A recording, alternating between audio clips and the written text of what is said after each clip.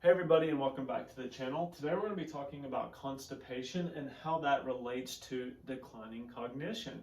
And this includes Alzheimer's, any form of dementias, if you're having recalling facts, if you're having trouble with memory, whatever it may be, if you're at a loss for words.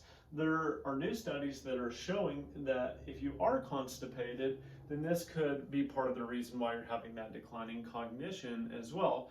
And your gut microbiome is so important to your overall health, but very important when it comes to your cognitive health and brain health. And so at the end of this video, I'm going to be talking about simple ways that you can help with the constipation, to get those bowels moving, to get all of that toxic waste out of your body, so that your brain has less inflammation to deal with, your body has less inflammation to deal with, so that you can go and live and enjoy your life. But when I was reading an article today, there are new studies that are showing the link between constipation and dementia is very strong. Now, there is no definitive evidence, but there are just showing correlations between the two. Okay, so you have to take this with a grain of salt, but in my opinion, what I see as a correlation between our cognitive issue patients or our demented patients, this is something that correlates very heavily to those. Now, the study took 110,000 middle-aged people, and what they found is that the people who were having less than 3 bowel movements a week actually had early signs of dementia. In my personal opinion, you should be going to the bathroom at least once to twice a day. That indicates that you're moving all of the waste out of your body. You're eliminating it, especially if it has chemicals or toxins. You definitely don't want that sitting in the body too long, because those can get absorbed into fat cells and they can wreck your hormonal health as well. And they can break down the barriers in your gut and also in your brain. With this, it was found that these constipated patients also had poor cognitive tests. So when they were screening memory recall or saying numbers backwards or anything like that, they actually noticed that those patients had difficulty with those cognitive tests. Almost 73% of them said that they noticed that their cognition was declining ever since they became constipated. So there's a high correlation. Now this one is a little bit different here at the bottom. That was done by the Alzheimer's Association, is what they looked at here. And they just, like I said, noticed that the constipated ones scored very poorly on the cognitive test, and 73% of those that they screened said that they noticed that they had cognitive decline associated with their constipation.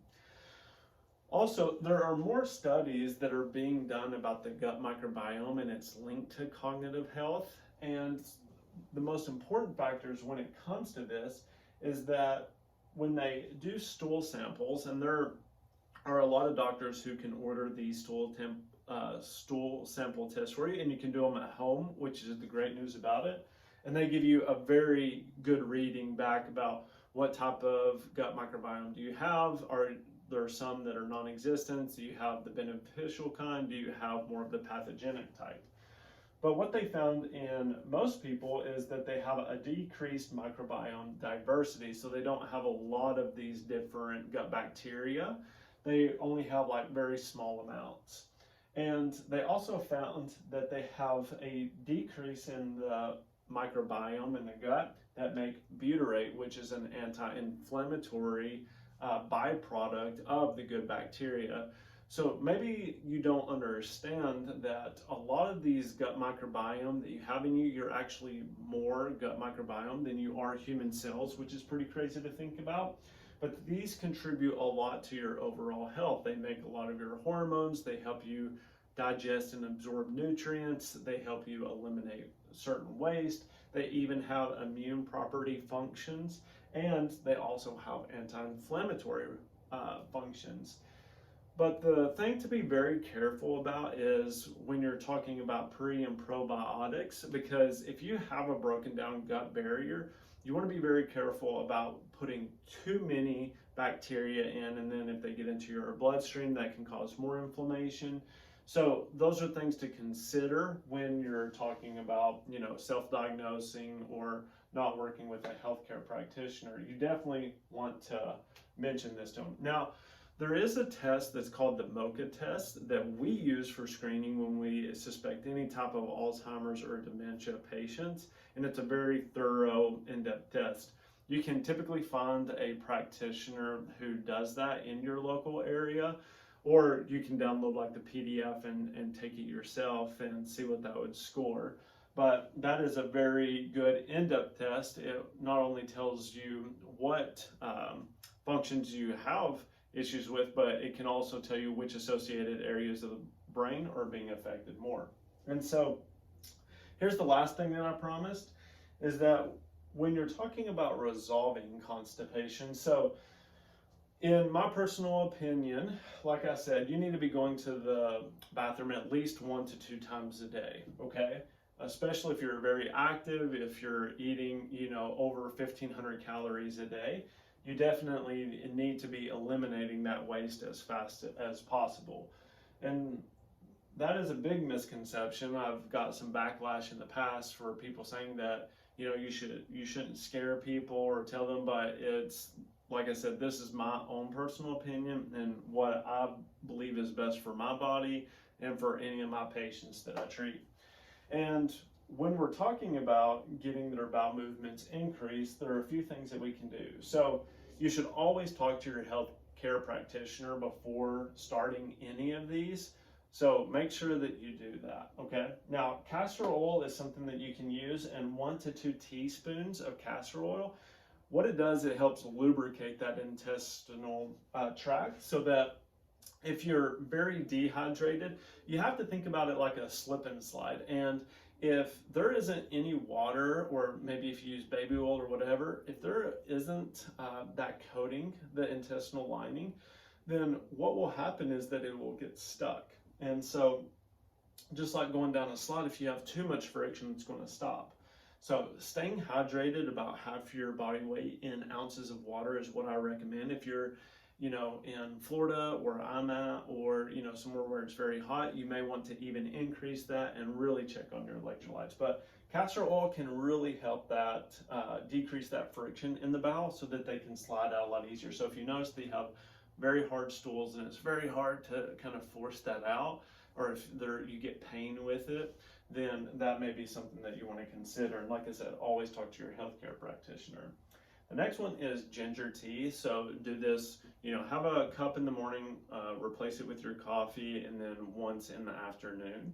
And ginger stimulates the bowels to move, and you need that peristalsis to help things move throughout the GI tract. Next one is aloe vera. That's very calming to inflammation, not only in the GI tract, but also in the colon as well. And it can help repair any of the damage that has occurred, especially when it comes to leaky gut. That's something that we use. But same thing as the castor oil, it can help lubricate and help that waste move through. Now, magnesium. So when you have a muscle contraction, and that's how you get poop out of you, is that the intestines are what are called smooth muscle. And so calcium binds to that muscle cell to make it contract, but you also need magnesium to come so it can rise. So if you are magnesium deficient, you'll get a good contraction, but then you don't get any release of that as well. And you need that constant contraction relaxation in order to get the peristalsis throughout the digestive tract. Now, there are like 12 different kinds of magnesium, and typically what I say is like a magnesium glycinate or threonate. Those have different benefits, but those are the ones that I have found work best for my patients when it comes to constipation. The next one is flaxseed. So this is something that you can just add into your diet. It has a lot of good omega-3s in it. and it'll help reduce inflammation, and then it'll also give you some fiber to it as well, so that you can make sure that you get nice solid bowel movements. But you can add that into yogurt, or you can top it on top of salmon or your chicken or whatever it is and make it very easy. Just sprinkle it on there. Some other things, you want to make sure that you're exercising at least 20 to 30 minutes 3 times a week, because that blood flow will help with the bowel movements.